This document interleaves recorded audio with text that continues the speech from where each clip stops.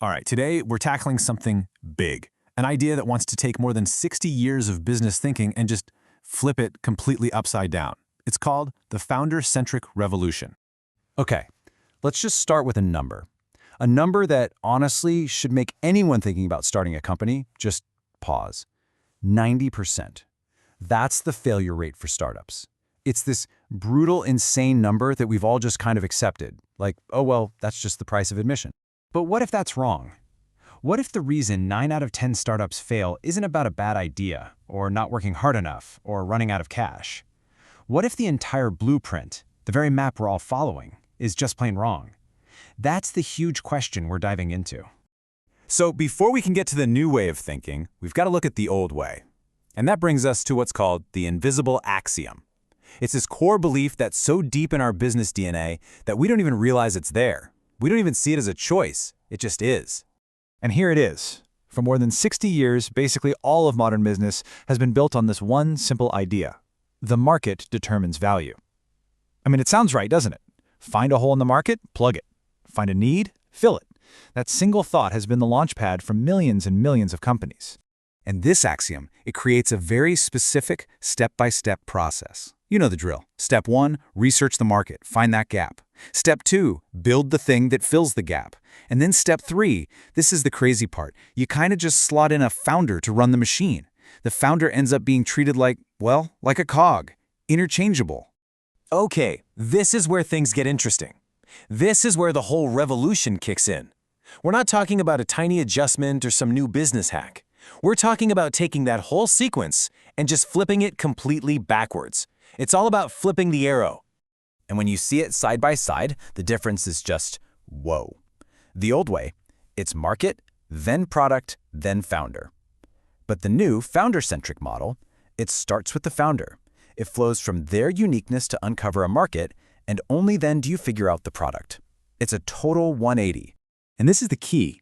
The fatal flaw, the big mistake of the old model, was treating the founder like a spare part. The new model says, no way. It argues the exact opposite. The founder is not interchangeable. The founder is the business.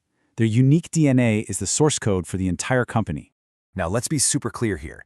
This is not that fluffy follow your passion advice. You know, the kind that sounds good but doesn't actually work because there's no system. No. The founder-centric model is more like an engineering principle. It's about digging deep and articulating what makes you unique with total precision, and then using that as the solid foundation to build everything else on. To really get how massive this shift is, you need a bigger analogy. We're not just talking about a better spreadsheet or a new marketing plan. This is more like a Copernican revolution for business. Okay, stick with me here. For thousands of years, we thought the Earth was the center of the universe, and whenever the planets didn't move the way they were supposed to, scientists just invented these crazy, complicated fixes called epicycles to make the math work. Sound familiar? That's exactly what we do in business. We put the market at the center, and when things go wrong, which they do 90% of the time, we invent these complex frameworks. Lean startup, blue ocean strategy. They're just business epicycles, trying to patch a model that's fundamentally broken. And then Copernicus comes along and does one simple, world-changing thing.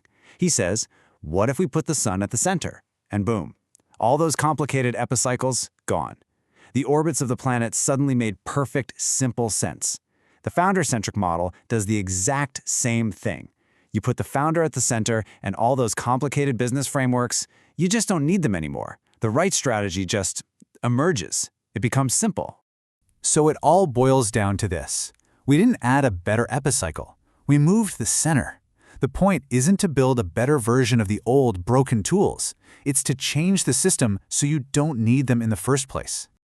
Okay, so this sounds great in theory, but what does it actually mean? Like, what happens on Monday morning?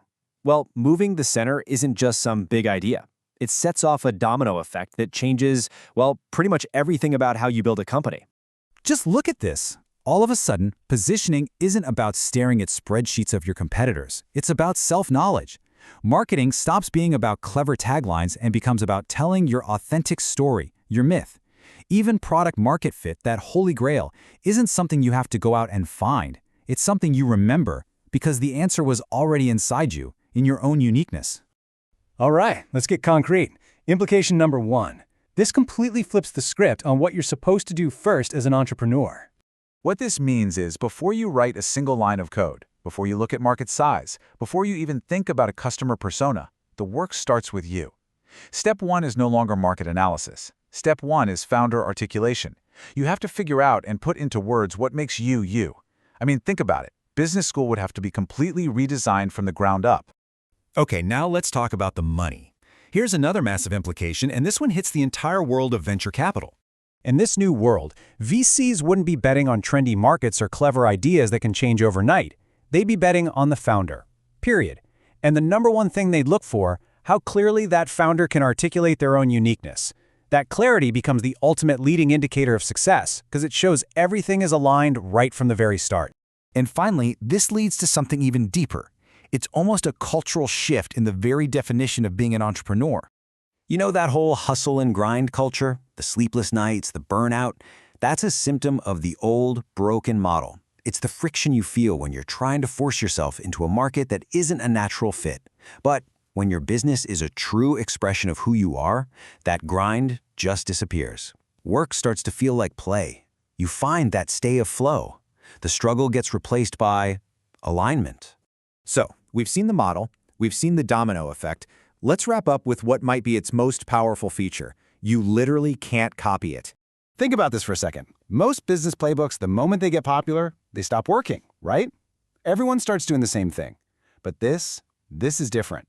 A playbook that starts with the instruction, articulate your irreducible uniqueness, well, it's going to produce a totally different result for every single person who uses it. The process is the same for everyone, but the output is by its very nature one of a kind. And that is the ultimate moat. So that leaves us with one last question to chew on. We spend so much time, so much energy, looking for the next framework, the next secret hack to success.